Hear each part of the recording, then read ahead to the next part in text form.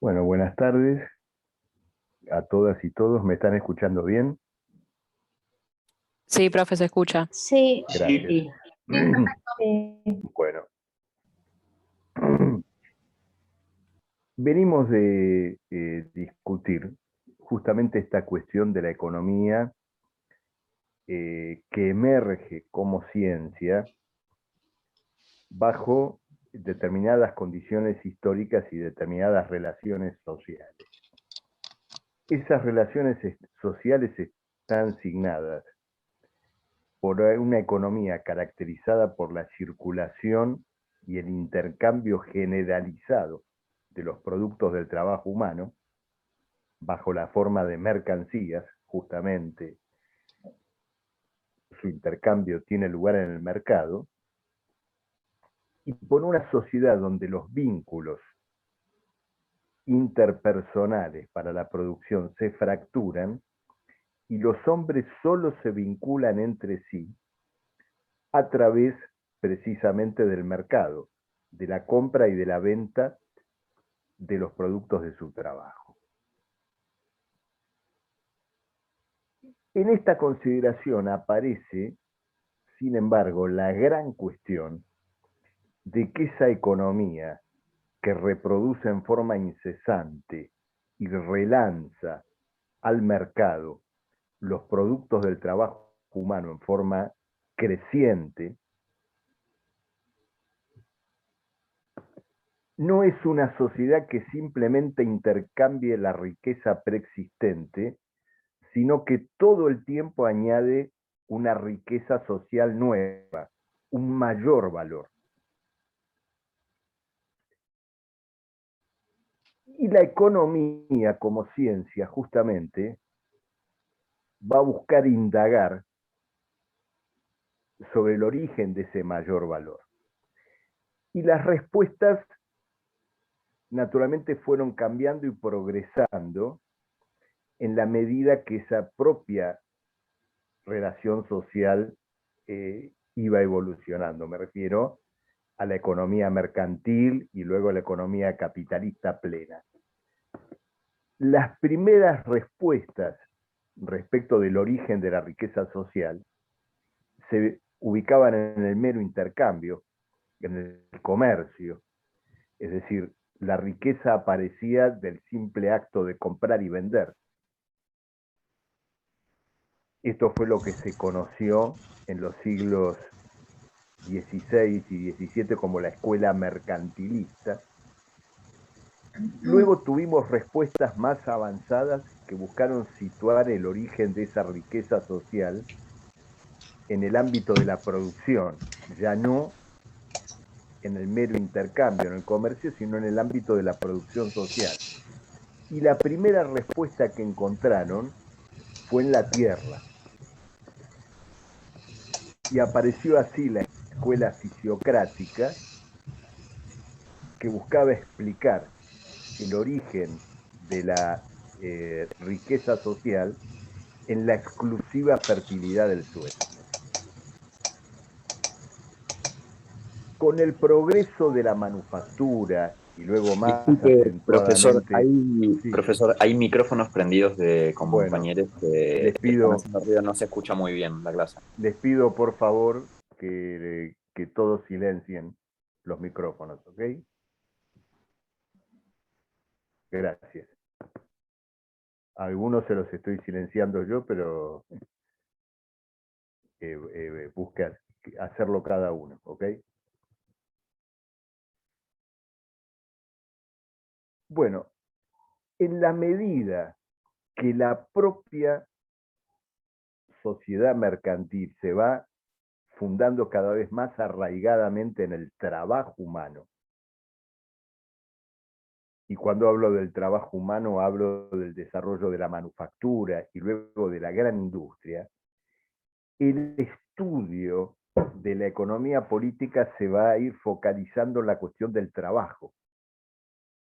Y precisamente el gran mérito de los economistas clásicos, como Adam Smith o David Ricardo, va a ser focalizar y buscar fundar el origen del valor y de la mayor riqueza social en el trabajo humano, con los límites que de todos modos tuvieron sus hallazgos. El problema del trabajo, entonces, aparece como la gran cuestión que la economía política comienza a dirimir en un momento, y naturalmente también es el punto que va a concentrar la atención de Marx en su crítica de la economía política.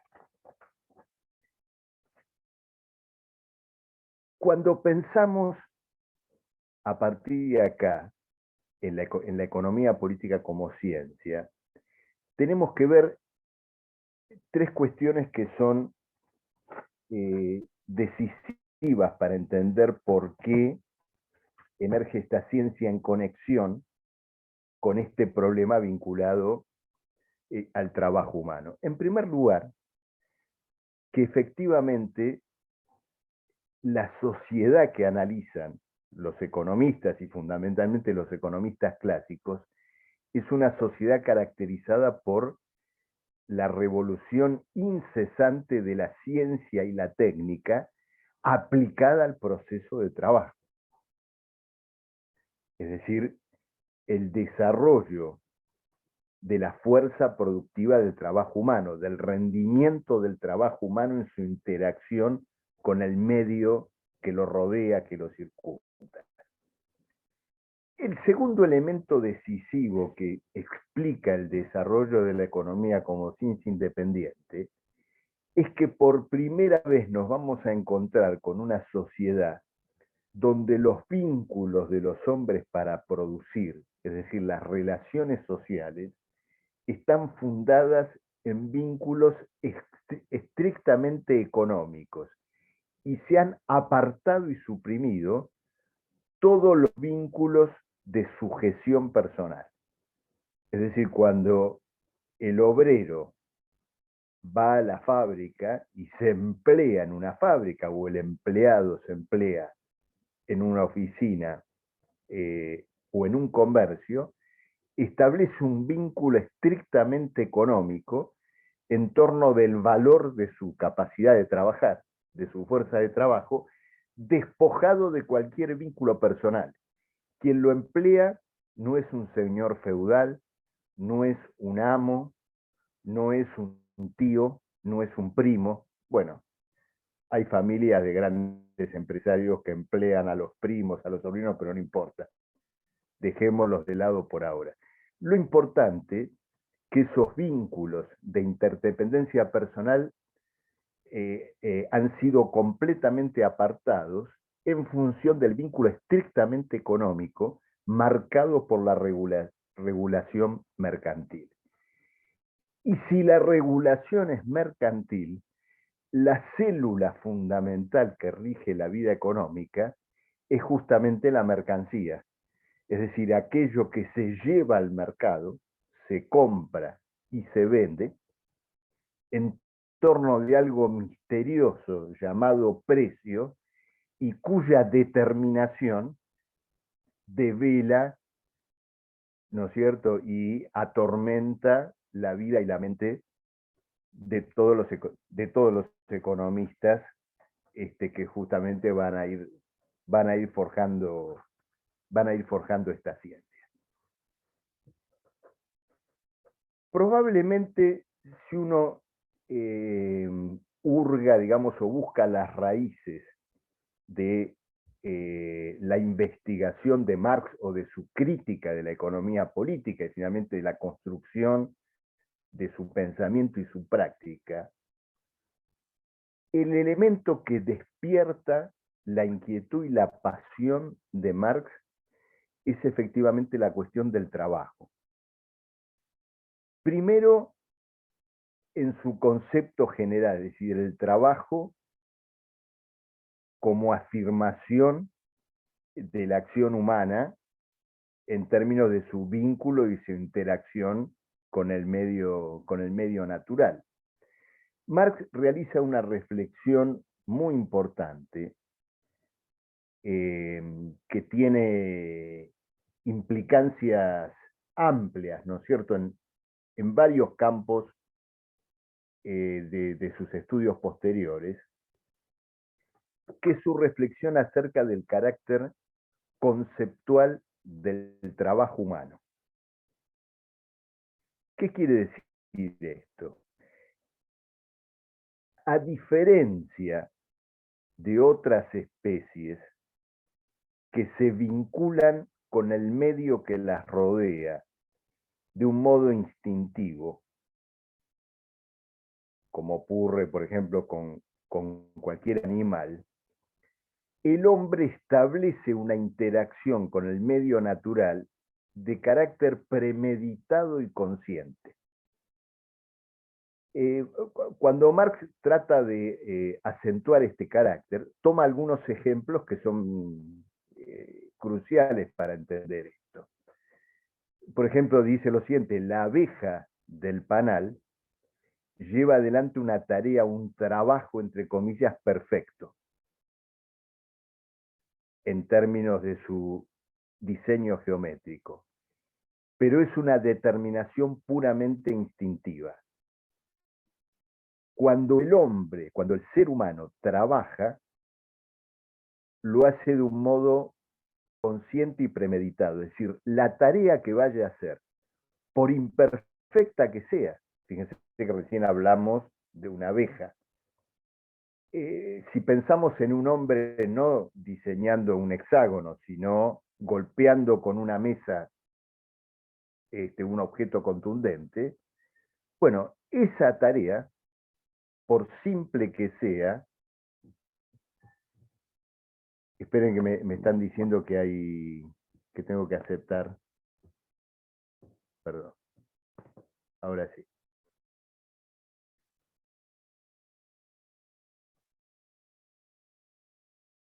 Bueno, esa tarea, por simple y brutal que sea, ha sido previamente concebida en el cerebro.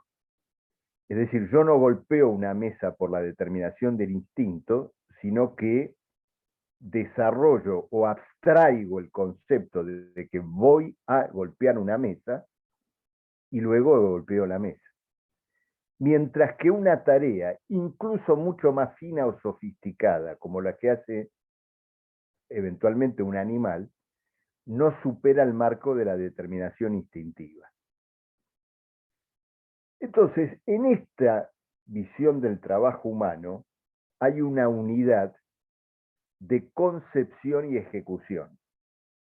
Es decir, en cada acción humana sobre el medio hay una idea previamente elaborada y luego está la ejecución de esa idea.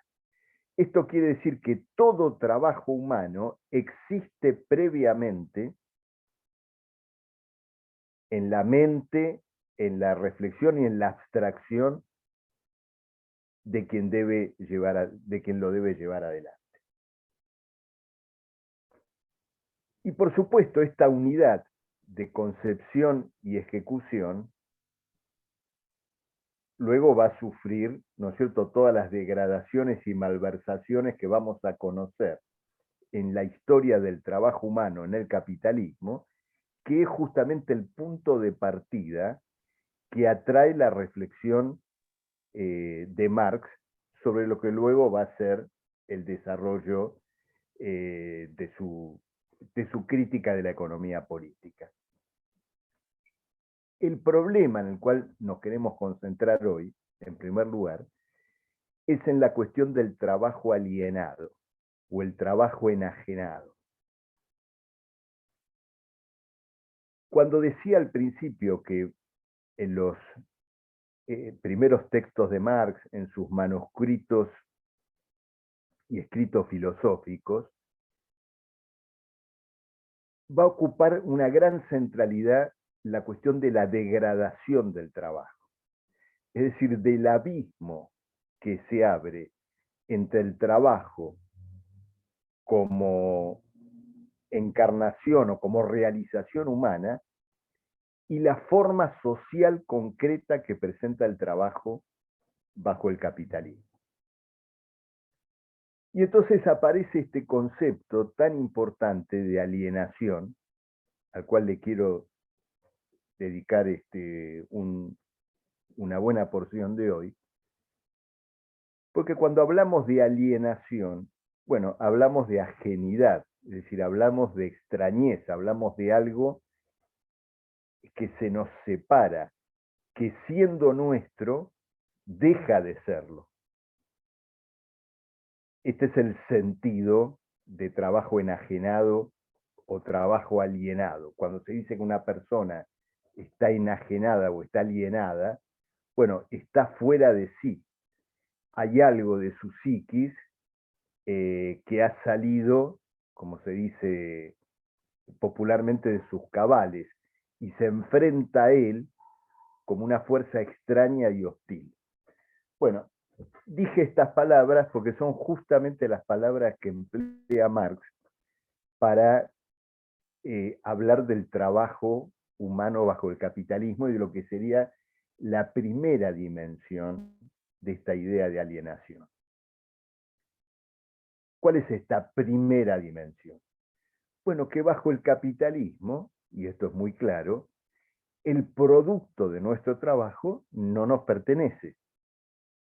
No somos un artesano o un zapatero que está en un taller llevando adelante una producción individual o familiar, que como resultado de eso tendremos un par de zapatos que llevaremos a vender a alguna feria, sino que somos, para tomar el mismo bien, un trabajador en una fábrica de calzado que vemos pasar una suela, un remache por una línea de producción, y ese zapato no nos pertenece, trabajamos sobre él, pero el producto de ese trabajo le pertenece a otro, le pertenece a quien nos ha empleado. Bueno, esta es la primera dimensión del concepto de alienación, bueno, y es muy clara, porque efectivamente el régimen del trabajo asalariado plantea, ¿no es cierto?, indudablemente, que el resultado del trabajo no nos pertenece, y ahí viene este concepto que mencioné al comienzo, de que nuestro propio trabajo se levanta como una fuerza ajena y hostil. Y esto lo podemos ver casi de un modo práctico, patente en cualquier circunstancia. Es decir, cuando uno piensa en una gran empresa que ha crecido con el trabajo de centenares o miles de trabajadores, que esa gran empresa se traduce luego en maquinarias, en fábricas cada vez más complejas. Y cuando pensamos que las máquinas más complejas, compradas con el trabajo del obrero, van a fundamentar el despido de parte de los obreros que trabajaron en el pasado, bueno, qué mejor ejemplo que pensar que eso que se levantó con nuestro esfuerzo, se nos levanta ante nosotros efectivamente como una fuerza extraña y hostil. No por la maquinaria en sí misma, naturalmente, ni por su tecnología, sino por las relaciones sociales en las cuales esa maquinaria, ese producto de nuestro trabajo, se ha insertado. Entonces tenemos esta primera cuestión. Y lo contradictorio de esto que estamos señalando es que esto que se nos levanta como una fuerza extraña y hostil es, sin embargo, la premisa o la posibilidad de lo que llamaríamos el no trabajo o el fin verdadero del trabajo. Porque finalmente, bajo un régimen social que pudiera regular conscientemente las condiciones bajo las cuales se produce, se emplea y se lleva adelante la planificación de la riqueza social, bueno, bajo un régimen de esas características, la productividad del trabajo y el mayor rendimiento del trabajo podría redundar en el alivio progresivo, incluso definitivo, de la carga del trabajo humano. Y sin embargo, bajo el régimen fundado en el lucro, el trabajo humano no solo nos es ajeno, sino que se vuelve como una fuerza enemiga del propio trabajador que la gestó. Esta es la primera dimensión del fenómeno de la alienación que señala Marx. La segunda cuestión importante que tenemos que tener en claro es que si el trabajo finalmente produce algo negativo, ¿no es cierto?, para el propio trabajador, entonces el trabajo, en vez de ser la afirmación de la sociedad humana, se convierte en la negación del hombre como tal. Esto que Marx denomina, para pasar de esta primera condición a la segunda, lo siguiente: lo que diríamos, ¿no es cierto?, la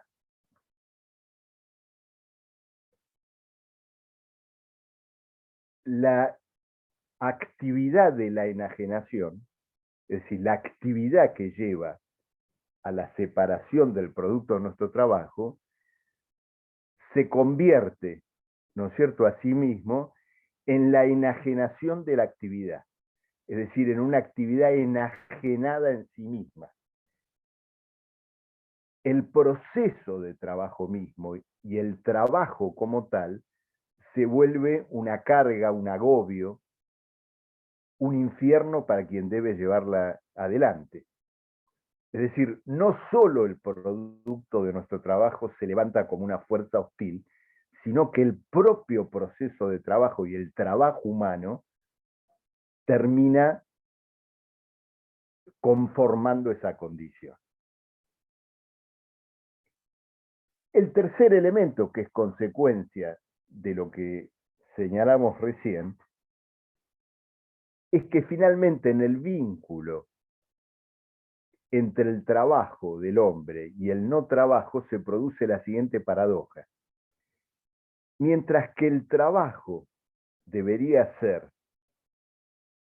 la consumación o la realización del vínculo del hombre con los restantes productores sociales, no solo no lo es, sino que el hombre estrictamente recupera sus vínculos genuinos con sus pares o con la naturaleza cuando no trabaja. Marx retrata esto diciendo lo siguiente: bueno, el obrero que vive el infierno de la fábrica recupera su humanidad cuando a la salida de la fábrica, bueno, interactúa con un amigo, con su pareja, se alimenta o bebe. Ahora, fíjense la paradoja. La socialización humana, que debería ser la realización humana, es el infierno, porque es la fábrica. Y la elementalidad humana, que es simplemente alimentarse, beber, es decir, los actos más elementales y más asociados a lo instintivo, pasan a ser el único resquicio de humanidad. Marx retrata esto con la siguiente idea: lo animal se vuelve humano y lo humano animal. Lo animal se vuelve humano en el sentido que lo instintivo, comer, beber, el momento de ocio, que nos emparenta más bien con lo instintivo o lo animal, implica recuperar el aspecto humano. Y lo humano, que es la socialización, aparece pervertido por la alienación del trabajo. Dicho en otras palabras, es como si alguien me dijera: anda a la fábrica, que conoces gente, te haces amigos, vas a tener personas con las cuales intercambiar y dialogar. Suena casi una ironía, o suena un chiste decirlo. Pero efectivamente es eso, lo que debería ser la socialización se convierte en el infierno del trabajo alienado. Entonces, en esta reflexión sobre la enajenación del trabajo, aparece el punto de partida, ¿no es cierto?, del desarrollo posterior de Marx, que por lo tanto va a llegar a conclusiones más amplias, partiendo probablemente del hecho que lo va a conmover y lo va a impresionar de su época, particularmente del periodo en el cual él comienza a escribir y a actuar políticamente, cuando la revolución industrial alcanza su ápice, y que lo va a distanciar profundamente de la visión del trabajo que subyace en la economía política clásica. Porque para los economistas clásicos, para Smith, para Ricardo, el trabajo libre, entre comillas, es decir, el trabajo que opone a patrón y empleado como compradores y vendedores libres de una mercancía, la fuerza de trabajo, bueno, esa relación, entre comillas, libre, es la culminación del desarrollo social. Es la forma que en definitiva encarna lo que el liberalismo llamaba el orden natural o la naturaleza humana. Es decir, el hombre había vencido las ataduras de las relaciones sociales pasadas y había logrado establecer un vínculo libre entre sus pares, regulado a través de la sociedad mercantil. La crítica de la economía política en Marx va a desnudar el carácter impostor de esa igualdad de compradores y vendedores, mostrando que efectivamente esa mercancía llamada fuerza de trabajo, si bien se compra y se vende como todas las demás mercancías por su estricto valor, es la única que en las condiciones de la producción capitalista es capaz de generar una masa de riqueza social mayor a la que ella misma efectivamente costó. Y entonces,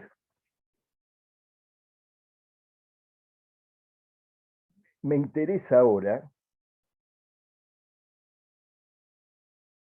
después de haber visto esta cuestión relacionada con el trabajo alienado, ¿qué relación existe entre este concepto y la categoría social de mercancía? ¿No es cierto? Porque efectivamente son dos cuestiones que están, ¿no es cierto?, profundamente ligadas. El concepto de mercancía, indudablemente no lo inventó Marx, está presente probablemente en todos los economistas que escribieron con anterioridad,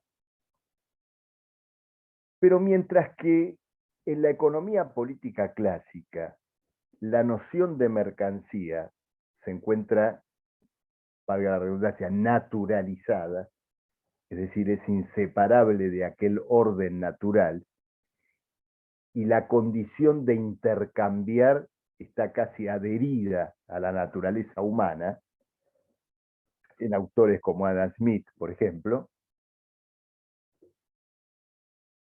Para Marx, la categoría de mercancía no es simplemente el producto del trabajo humano, sino que es una cierta y determinada forma social del producto del trabajo. Es decir, existen en la historia y existieron otras formas sociales para el producto del trabajo humano, y la mercancía es una forma particular, también históricamente determinada. Y lo que caracteriza a la mercancía es aquel producto del trabajo humano que solo circula a través del mercado. Y el mercado como regulador social de los diferentes trabajos humanos que se desenvuelven a lo largo de la sociedad toda. En el concepto de mercancía aparece una cuestión que me interesa destacar o remarcar como idea central en esta clase, y es la siguiente: la forma social de mercancía, es decir, del producto del trabajo humano que se lleva al mercado, se vende para que alguien lo compre y luego ese que vende obtiene un dinero para comprar una otra mercancía. Detrás de esta forma social está la construcción de una relación social indirecta, no directa, sino indirecta, fracturada entre los hombres. Es como si en la sociedad y como si en torno de cada uno de nosotros se hubiera tendido un biombo imaginario, o si nuestros ojos hubieran sido vendados. Entonces, ¿cómo se plantea la producción social? A tientas, a través de los productos de nuestro trabajo. Si, por ejemplo, cada uno de nosotros nos pudiéramos sacar la venda o nos retiraran el biombo, de pronto nos encontraríamos con los demás productores y diríamos, che, ¿por qué no nos organizamos para ver qué produce cada uno? Uno dice, bueno, yo cocino, yo voy a comprar el alimento, yo preparo el fuego, yo hago esto, yo hago lo otro, y se produce una coordinación y una relación social directa. La forma social de la mercancía significa que esa sociedad ha negado esa posibilidad, ha tendido un velo entre los diferentes productores sociales. Y solo nos podemos relacionar entre nosotros a través del producto de nuestro trabajo. Entonces, de pronto, hay alguien que en esa relación de biombos y de vendas en los ojos, produce comida, pero ha producido comida en demasía. Entonces, para vendérsela a los demás, tiene que bajar el precio. Y en cambio hay otro que preparó jugos para todos los demás y los produjo en forma escasa. Entonces se desesperan por el jugo y su precio sube. En una ronda posterior, el que produjo comida va a producir menos y el que produjo jugos va a producir más. Mientras tanto, uno derrochó trabajo y el otro aplicó trabajo insuficiente para lo que estaba produciendo. Entonces, en un mundo caótico como es el de la economía mercantil, solo el mercado actúa como regulador de relaciones sociales indirectas y los hombres solo se vinculan entre sí a través del producto de su trabajo. Entonces, la mercancía, en su forma social, está presente una economía, una sociedad de productores privados e independientes, que solo se pueden vincular entre sí, justamente, ¿no es cierto?, a través de la mercancía.